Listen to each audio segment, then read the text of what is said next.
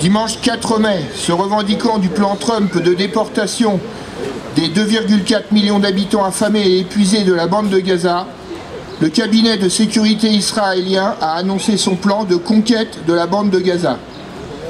Le lendemain, Netanyahou en a rajouté, confirmant que le plan suppose une opération musclée, l'occupation du territoire et une présence israélienne durable. À Gaza, d'où la population sera déplacée pour la protéger, ce langage est connu. C'est celui de toute puissance engagée dans une entreprise d'extermination. Le plan a été préparé de longue date. Depuis 2 mois et demi, un blocus total imposé à Gaza a empêché tout camion d'aide humanitaire d'entrer, affamant délibérément la population. Le territoire où il ne reste essentiellement que des ruines est d'ores et déjà divisé en 3 ou 4 portions isolées les unes des autres par l'armée israélienne, qui a désormais le feu vert pour les vider littéralement. Rafah n'existe plus. Israël l'a complètement effacé, transformant un 5e du territoire de Gaza en une gigantesque zone tampon. Cela fait partie du plan israélien visant à s'établir de façon permanente à Gaza et à faciliter le nettoyage ethnique de sa population. Un désastre et une catastrophe pour les Palestiniens, à côté de laquelle la Nakba de mai 48, avec ses 750 000 Palestiniens expulsés, dont nombre de descendants sont les actuels habitants de la bande de Gaza, ferait pâle figure. L'ONU se dit alarmée, l'Union européenne préoccupée et les associations humanitaires sont horrifiées. Des mots, car la machine à détruire continue. Alors disons-le clairement, ici le seul moyen d'empêcher l'écrasement du ghetto de Gaza, c'est la rupture immédiate de toutes les relations diplomatiques, économiques et militaires avec l'État génocidaire. Une exigence élémentaire qui devrait être partagée par toutes les organisations ou personnalités se réclamant de la démocratie.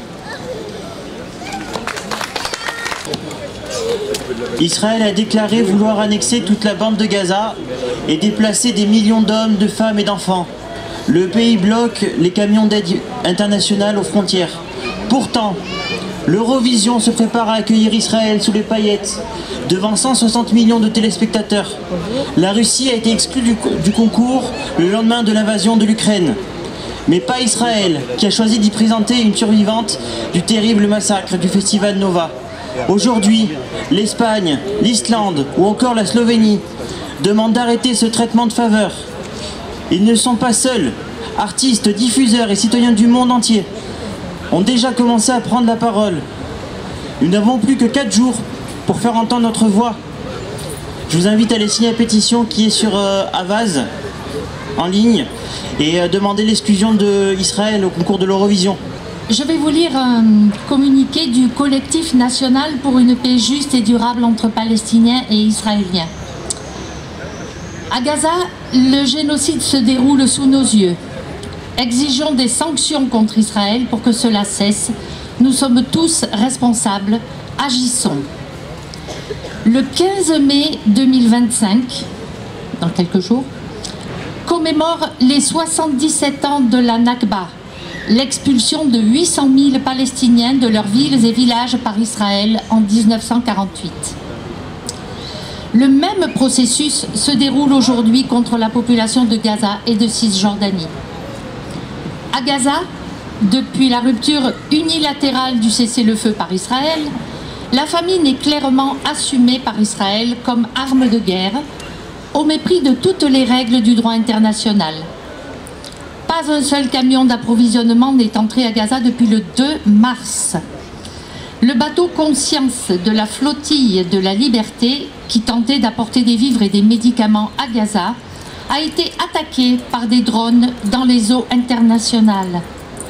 Le 27 avril, l'ONU annonce l'épuisement complet de ses stocks de nourriture, alors que 3000 camions d'aide alimentaire et médicale sont bloqués à la frontière. L'UNICEF, elle, a rappelé le 5 avril que plus d'1 million d'enfants sont privés d'aide vitale depuis plus d'1 mois. La faim, la soif, le manque de médicaments font des ravages. Des milliers d'enfants voient leur développement compromis pour la vie.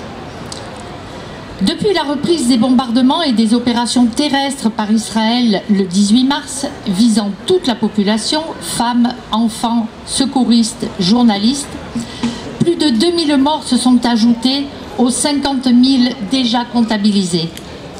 C'est un génocide, pointé comme plausible par la Cour internationale de justice et confirmé par les plus grandes organisations de défense des droits humains, qui se déroule sous les yeux du monde entier, qui laisse faire.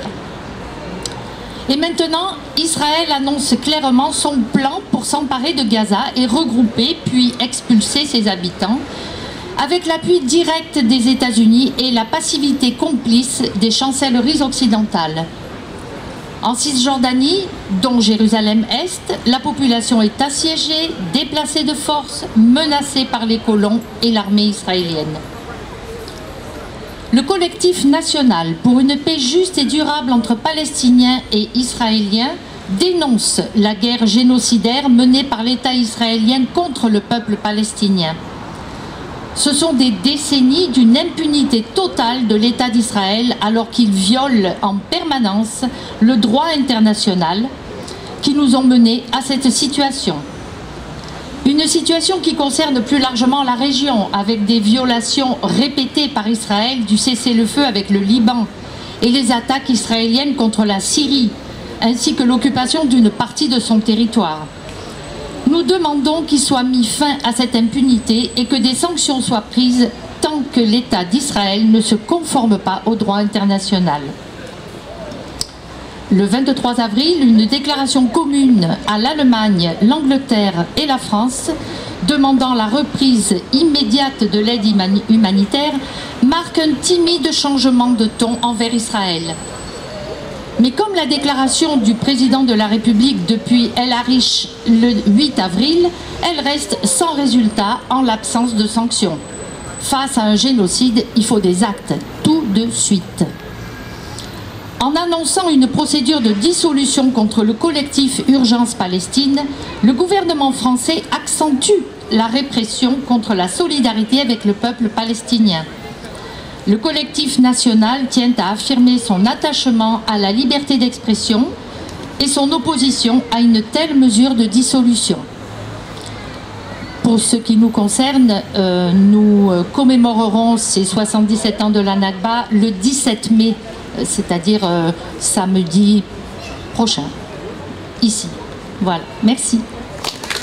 C'est un appel pour le 11 mai, demain, partout en France, et il y a des endroits où c'est dès aujourd'hui, d'organiser des marches contre l'islamophobie, en hommage à Boubacar Cissé, qui a donc été assassiné à Alès. Je ne vais pas le lire en entier parce qu'il est un peu long.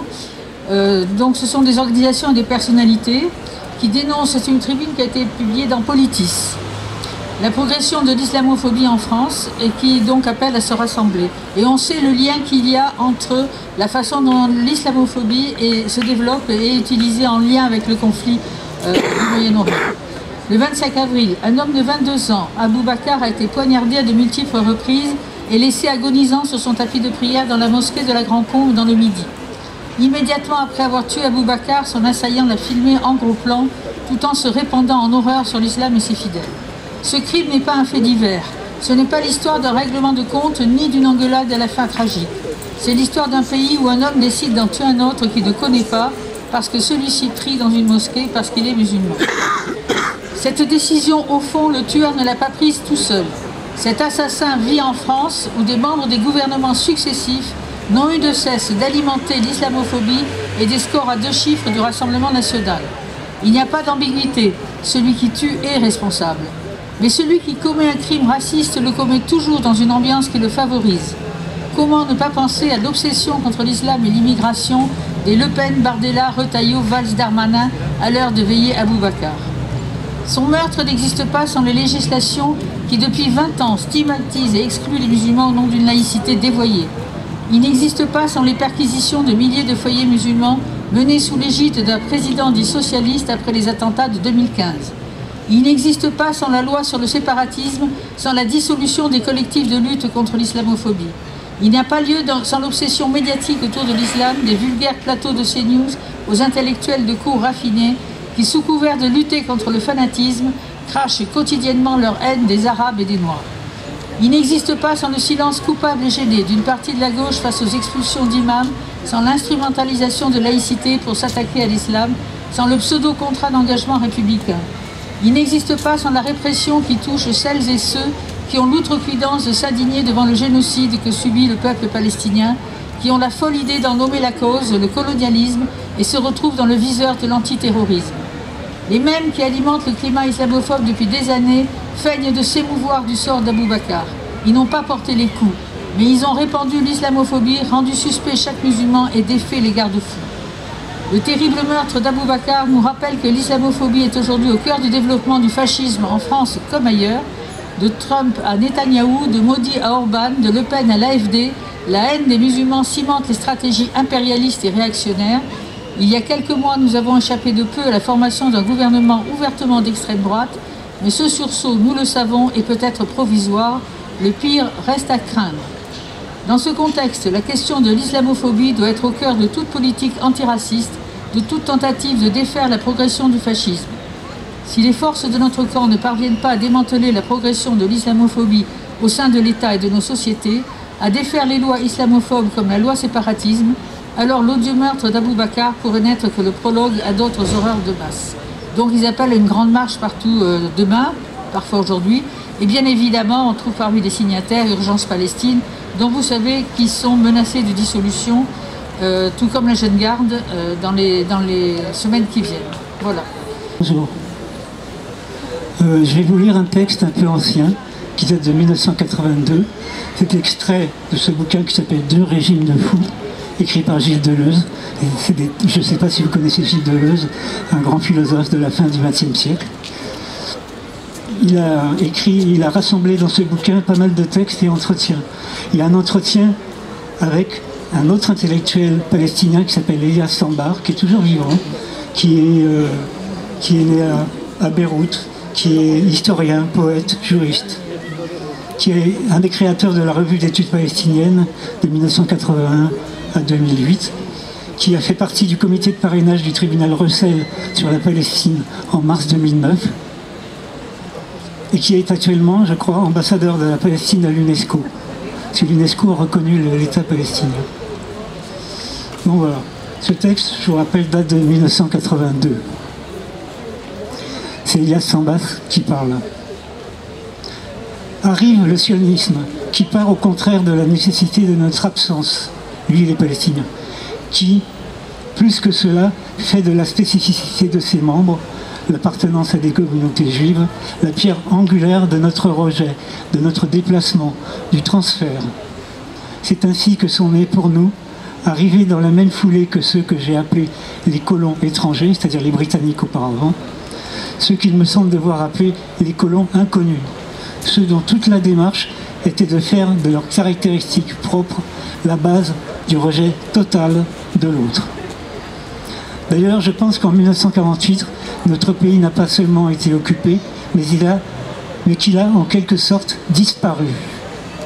C'est certainement ainsi que les colons juifs, devenus à ce moment les Israéliens, ont dû vivre la chose. Le mouvement sioniste a mobilisé la communauté juive en Palestine, non point sur l'idée que les Palestiniens allaient partir un jour, mais sur l'idée que le pays était vide. Il y en eut bien entendu certains qui, arrivés sur place, constatèrent le contraire et l'écrivirent.